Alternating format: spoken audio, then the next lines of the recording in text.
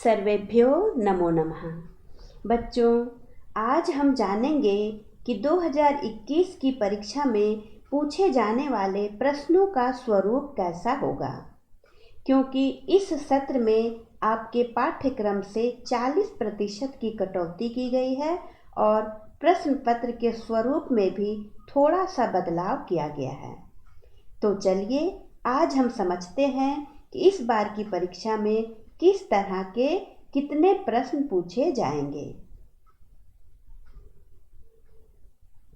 बच्चों, आप लोग दो तरह के विषय पढ़ते हैं। एक वैसे विषय होते हैं जिनमें प्रैक्टिकल होता है और एक वैसे विषय होते हैं जिनमें प्रैक्टिकल नहीं होता है, केवल थ्योरी पेपर होता है। तो वैसे विषय को कहा जाता है नॉन प्रैक्टिकल सब्जेक्ट्स। ऐसे विषयों में कोई भी प्रैक्टिकल नहीं होता है, केवल थ्योरी होता है। तो जो थ्योरी पेपर होगा वह 100 अंकों का होगा। तो उसमें जो प्रश्न पूछे जाएंगे उनका स्वरूप इस तरह का होगा। MCQ यानी कि मल्टीपल चॉइस क्वेश्चंस, बहुविकल्पीय प्रश्न। तो इसमें बच्चों एक प्रश्न दिया जाएगा और उसके 4 विकल्प दिए जाएंगे, जिनमें कि एक सही विकल्प आपको चुनना होगा। ऐसे प्रश्नों की संख्या होगी 30 और प्रत्येक प्रश्न के लिए अंक दिए जाएंगे 1। इस तरह से कुल अंकों की संख्या हो जाएगी 30। उसके बाद है वेरी शॉर्ट आंसर यानी कि अति लघु उत्तरीय प्रश्न। तो ऐसे जो प्रश्न होंगे उनमें रिक्त स्थानों की पूर्ति, सही गलत करना, एक शब्द में उत्तर देना या लेखक के नाम बताना, इस तरह के प्रश्न पूछे जाएंगे। तो ऐसे प्रश्नों की संख्या होगी 10 और प्रत्येक प्रश्न के लिए अंक दिए जाएंगे 1। इस तरह से कुल अंकों की संख्या होगी 10। उसके बाद है वेरी शॉर्ट आंसर टाइप, अति लघु उत्तरीय प्रकार के। इस तरह के जो प्रश्न होंगे उनके उत्तर एक वाक्यों में या 1-2 शब्दों में देने होंगे। तो ऐसे प्रश्नों की संख्या होगी 10 और प्रत्येक प्रश्न के लिए अंक दिए जाएंगे 2। इस तरह से कुल अंकों की संख्या होगी 20। उसके बाद आता है शॉर्ट आंसर टाइप क्वेश्चंस यानी कि लघु उत्तरीय प्रश्न। ऐसे प्रश्नों के उत्तर 2 या 4 वाक्यों में देने होंगे और ऐसे प्रश्नों की संख्या होगी 5 और प्रत्येक प्रश्न के लिए अंक दिए जाएंगे 4। इस तरह से कुल अंकों की संख्या हो जाएगी 20। उसके बाद लॉन्ग आंसर टाइप यानी कि दीर्घ उत्तरीय प्रश्न।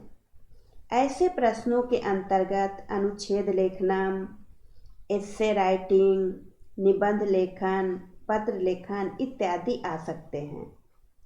तो इस तरह के प्रश्नों की संख्या होगी 4 और प्रत्येक प्रश्न में अंक दिए जाएंगे 5।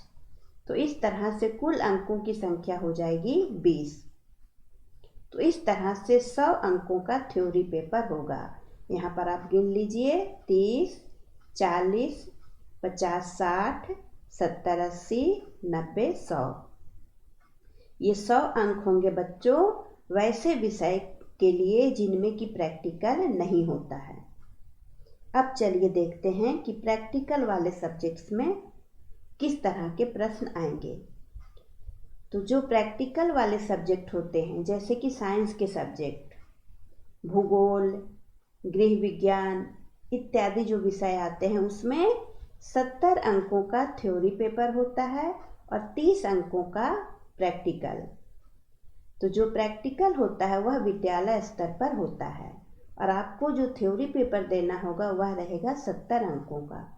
तो 70 अंकों का जो प्रश्न पत्र होगा उसका स्वरूप यहाँ पर देखिए आप।